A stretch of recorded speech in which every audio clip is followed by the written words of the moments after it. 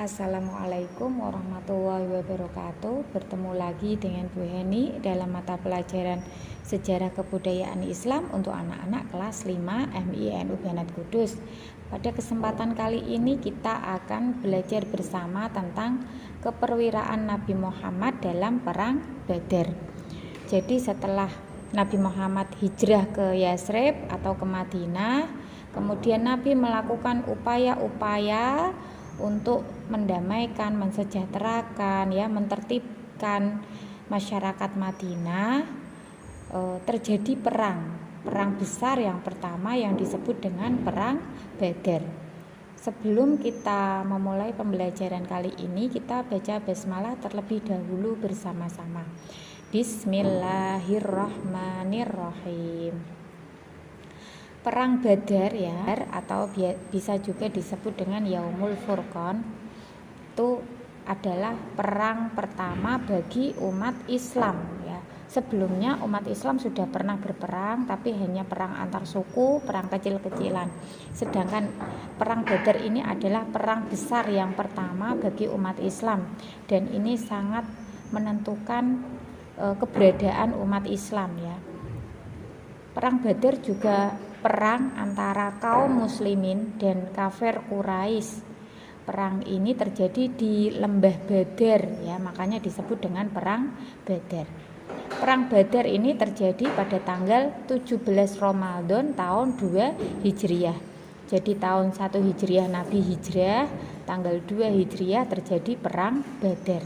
Jadi bisa disimpulkan bahwasanya perang Badar adalah perang pertama bagi umat Islam, yaitu perang antara kaum muslimin dan kaum kafir Quraisy yang terjadi di lembah Badar pada tanggal 17 Ramadan tahun 2 Hijriah.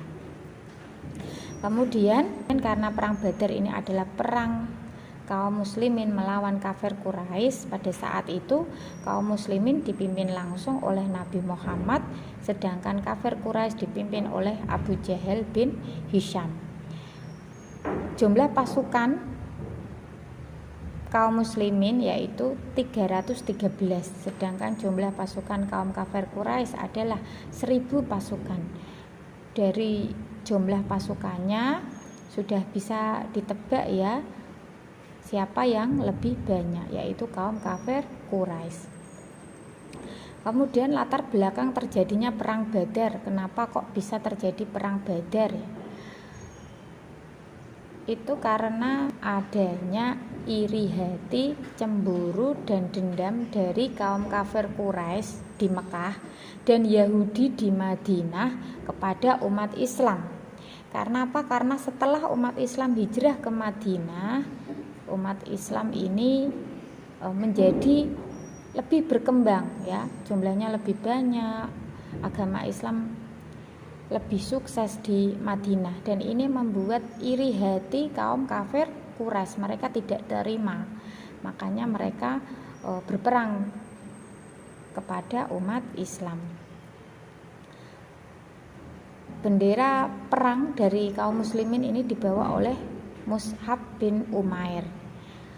Perang Badar dimulai dengan adanya perang tanding terlebih dahulu ya. Karena tadi jumlah kaum muslimin hanya 313 dan jumlah kaum kafir Quraisy ini 1000. Sesuai dengan tradisi bangsa Arab, jika perang ini dimulai dengan adanya perang tanding. Perang tanding itu adalah perang 1 lawan 1.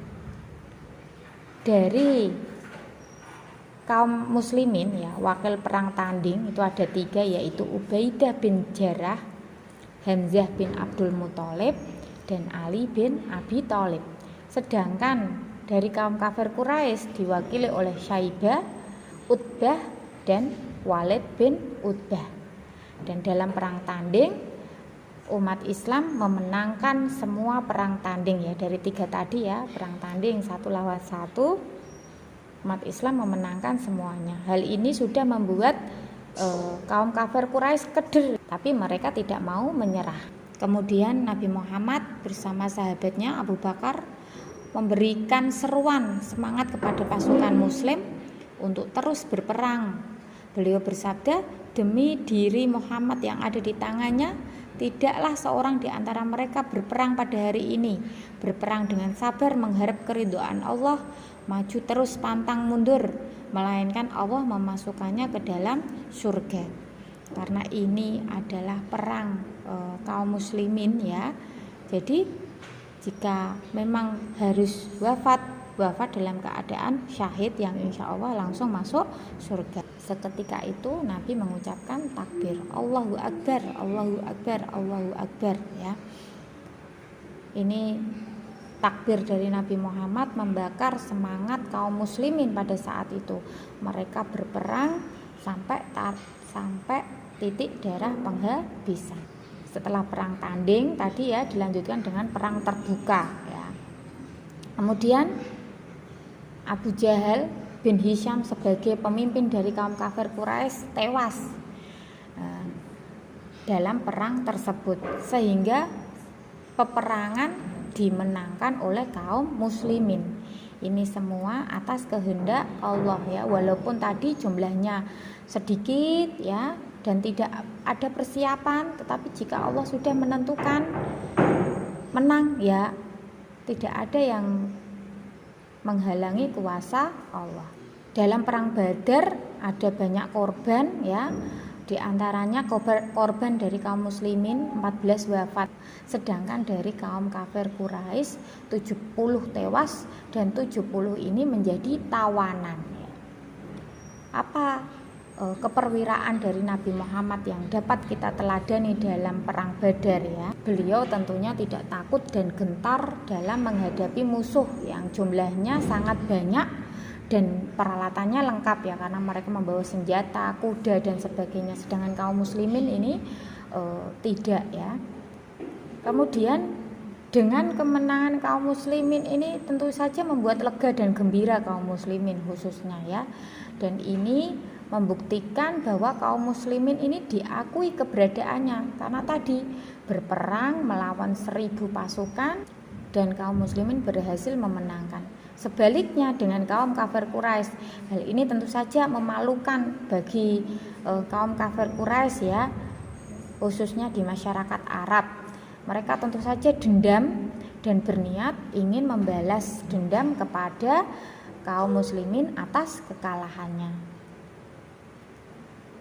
Karena tadi ada yang ditawan ya, 70 orang ditawan, itu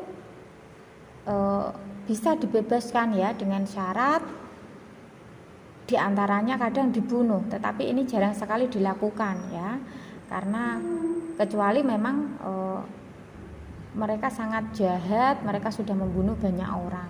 Kemudian syarat pembebasan yang selanjutnya adalah ditebus ini dengan harga yang berbeda-beda karena tingkat ekonomi kafir Quraisy juga berbeda-beda.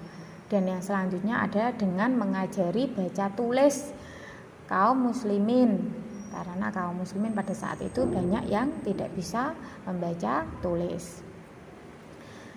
Sekian materi yang dapat Bu Hani sampaikan. Semoga kita dapat meneladani keperwiraan Nabi Muhammad dalam perang Badar ya.